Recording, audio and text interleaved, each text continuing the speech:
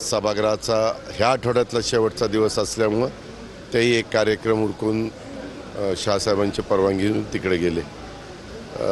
लग्न सोहळ्याला चाललेलं आहे. लग्न सोहळा झाला की लगेच परत येणार आणि माझ्या पुढच्या पुण्याच्या दौऱ्यावर मी निघून जाणार आहे. अमित शहाच्या कार्यक्रमामध्ये उपमुख्यमंत्री एकनाथ शिंदे यांनी जय महाराष्ट्र जय गुजरातचा एक नारा दिला. त्याच्यावरून वेगवेगळ्या प्रतिक्रिया. अमित कुठल्या कार्यक्रमात? तसं नाही हो. पुण्यातल्या पहिल्या कार्यक्रमाला फक्त अमित शहा साहेबांचं आणि म्हणजे तिथं देवेंद्रजी बोलले, पण आम्ही दोन्ही उपमुख्यमंत्री तिथं बोललो नाही. आणि नंतरचा एक कार्यक्रम होता, अजून 2 कार्यक्रम होते. नाही, सिंधी समाजाचा नाही, मला माहिती नाही तो काय. मी नंतर निघूनच आलो ना. मी माझा सेकंड कार्यक्रम मी केला आणि नंतर 2 कार्यक्रम. मी त्या कार्यक्रमाला नव्हतं, मला काहीच माहिती नाही आता त्यांनी काय म्हटलं आणि काय नाही. मी असेपर्यंत तरी तसं काही तिथं झालं होतं असं काही मला आठवत नाही. राज ठाकरेंनी एक आव्हान केले की मी मराठी बोलणार नाही, तुला काय करायचं ते कर जा, अशा पद्धतीचं एक ट्विट केलेलं आहे त्यांनी. त्यामध्ये थोडं मनसे आक्रमण झालं. मी आपल्याला सांगू का, आपला देश हा अनेक जातीमध्ये, अनेक धर्मामध्ये, अनेक पंथामध्ये विखुरला गेलेला देश आहे. अनेक महत्त्वाच्या भाषा आपल्या देशामध्ये बोलल्या जातात. तुम्हाला तर माहिती आहे, 14 महत्त्वाचा भाषा त्या ठिकाणी उल्लेख केला जातो. आणि प्रत्येक राज्यातले मातृभाषा कोणती ना कोणती आहे. आपल्या राज्यातली मातृभाषा ही मराठी आहे. मराठी मातृभाषा आहे. इतके दिवस आपण अनेक जण महाराष्ट्रीयन लोक प्रयत्न करत होतो की हिला अभिजात भाषेचा दर्जा मिळावा.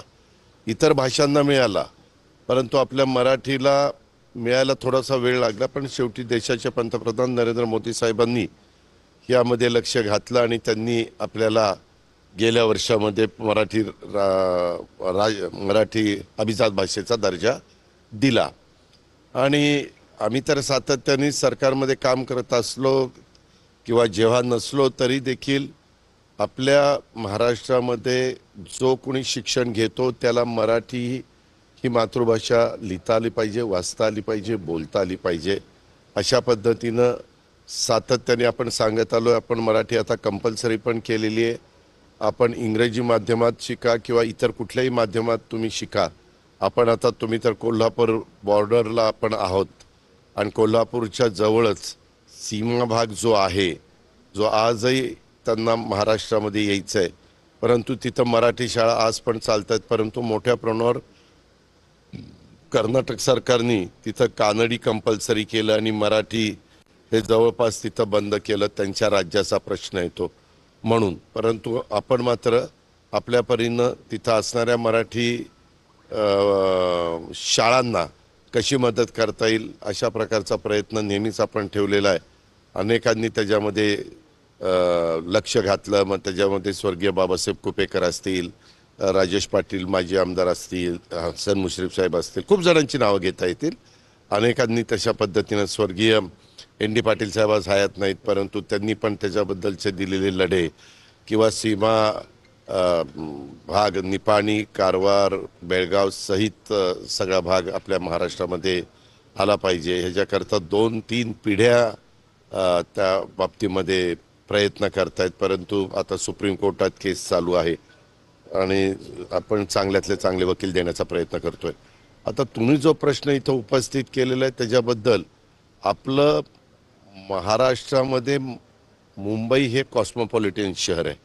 ह्याच्यामध्ये अनेक जण देशाच्या कानाकोपऱ्यातनं येतात, राहतात.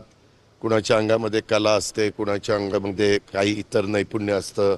कोण क्रीडा क्षेत्रामध्ये नाव कमवतं, कोण अनेक वेगवेगळ्या क्षेत्रामध्ये नाव कमवत असताना अनेकांची जर आपण माहिती घेतली तर ते तुम्हाला पाहायला मिळेल. वास्तविक हा मुद्दा आपल्या सगळ्या महाराष्ट्रातल्या जनतेच्या दृष्टीने महत्त्वाचा आहे.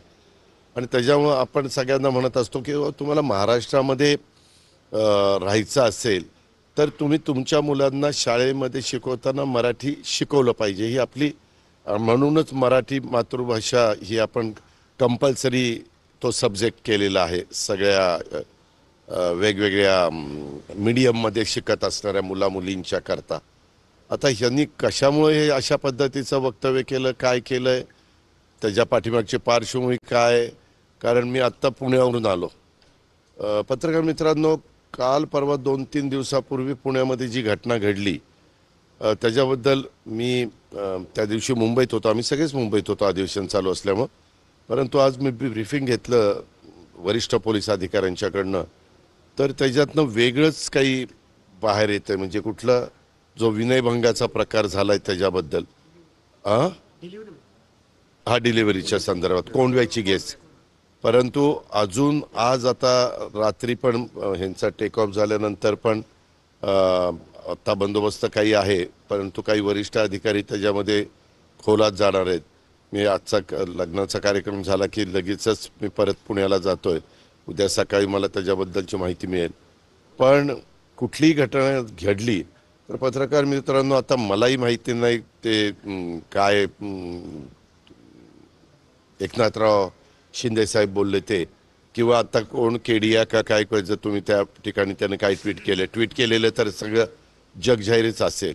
आता त्याला जर उद्याच्याला भाषाच बोलता येत नसेल मराठी, तर तो म्हणणारच ना की मला मला मराठी काही बोलता येत नाही, तोडकं मोडकं मराठी बोलायचं, हिंदी बोलत असणारं तोडकं मोडकं मराठी बोलण्याचा प्रयत्न करतो. पण मराठी बहुतेकांना समजतं, पण म्हणजे असं मराठी समजत नाही असा म्हणणारा वर्ग फार कमी त्या बाबतीमध्ये आहे. आपली साधारण अपेक्षा आहे की तुम्ही ज्या राज्यामध्ये राहता, आता बरेच जण वेगवेगळ्या ठिकाणी, आपल्याही महाराष्ट्रातली लोक अनेक विटा तासगाव वगैरे भागातली लोक एकदम जाऊन साऊथला, केरळला राहतात, चेन्नईला राहतात, तामिळनाडूच्या परिसरामध्ये मोठ्या प्रमाणावर राहतात. पण तिथं ते गेल्यानंतर नवीन जनरेशन भाषा शिकण्याचा प्रयत्न करते. जुने त्या बाबतीमध्ये त्यांचं शिक्षण पूर्ण झाल्यानंतर त्यांना सगळ्यांना जमतं अशातला भाग नाही, ते प्रयत्न करतात. आता ह्याच्या नक्की बोलण्यामागं काय त्याची भूमिका आहे, काय दृष्टिकोन आहे ते बघितलं पाहिजे. परंतु साधारण महाराष्ट्रातल्या तमाम मराठी माणसाला वाटतं की आमच्या शिवशाहू फुले आंबेडकरांच्या महाराष्ट्रात तुम्ही राहता, तर तुम्हाला मराठी समजलं पाहिजे आणि बोलता आलं पाहिजे. दादा, पण त्यांचं म्हणणं